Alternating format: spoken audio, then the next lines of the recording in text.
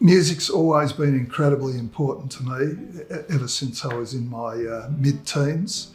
And Melbourne has just had such a fabulous music culture, so many bars, so many pubs availing themselves to music. It has to work for venues as well as musicians, and that's one of the struggles coming out of COVID, is finding a model, rediscovering a way that's going to work for music, because we don't come back to the same place that we left at the beginning of lockdown.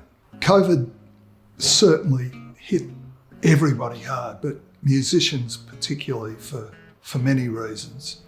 And a lot of people went online to perform, but of course it's not the same as performing to an audience.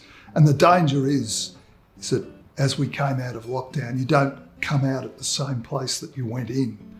And a lot of the venues are still struggling to get people in, particularly in certain age groups. And that kind of threatens Melbourne's reign a little bit as king or queen of the music scene. Melbourne in 60 Seconds was born out of, I guess, frustration of not being able to perform and B, to do something positive in fairly negative times, give everybody a project. I'd long harboured the idea after hearing a guy by the name of Morgan Fisher, who was a keyboard player, or is a keyboard player with Mott the Hoople, and he had put together an album of short tracks called Miniatures.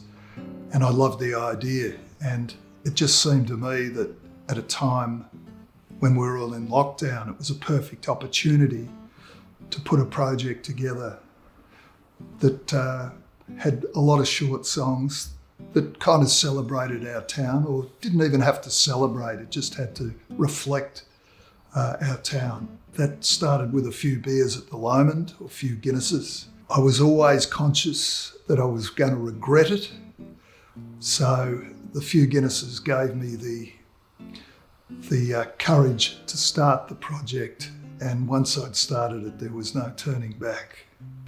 I just hit my address book and contacted everyone I knew, and then through them, I contacted people I didn't know. I made phone calls, I sent emails, I sent texts, and I was really surprised at how quickly and how completely people embraced the idea.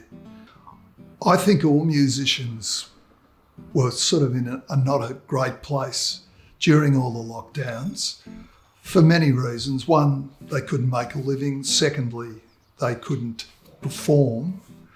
And thirdly, they were just sort of locked up at home like everybody else. The good thing with musicians, particularly these days with the technology that's available, is that they are able to produce and they are able to record, and they're certainly able to write. So I think the reason people embraced it is that it gave them a project when they had really nothing else to do during, well, I'm sure they had other things to do, but they had no or limited creative outlets during that time. Everybody coming in as part of this project has sort of formed a camaraderie. People that maybe didn't know one another, many that would know one another, and all coming in as part of the one project. I think people love being part of something, and I think Melbourne in 60 Seconds has maybe given them the opportunity to be part of it. I certainly didn't write my piece in 60 seconds. I wrote it in 11,000, I forget how many steps. Each Sunday I walk in to Triple R from Flinders Street Station, and I take a different route every time, either coming up Rathdown, come up Drummond. So you see a lot of things over the years, and it gave me the opportunity to, my piece was to just write about some of the things I'd seen over the 15 years of walking that each Sunday. I think you just know when you've finished your piece, and if you don't come to that realisation, once you've run out of time, you've finished your piece. I will be forever thankful to the people or the performers that came in on this project, and not just the artists themselves, but there was Janae Brown who came in, did the wonderful artwork for the project. There was Tim who allowed us to use all his photography. There's everybody who's donated their time for free because nobody's being paid. All the profit is going to Support Act, which is a charity supporting artists and people within the industry that have fallen on hard times.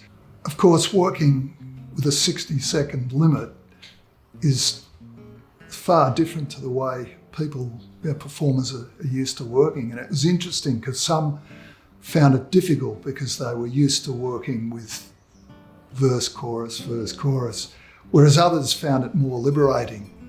But the thing that I loved is how people embraced it, how they were able to come up with such a diverse collection of songs, diverse way of recording and styles of recording. At the end of the day, we just have this magnificent mosaic of people's little reflections on Melbourne.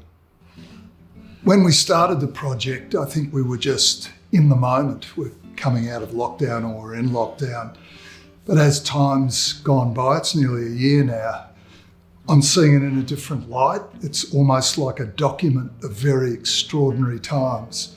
And to get 62 people contributing within that very short time frame is going to be great to look back on in my dotage.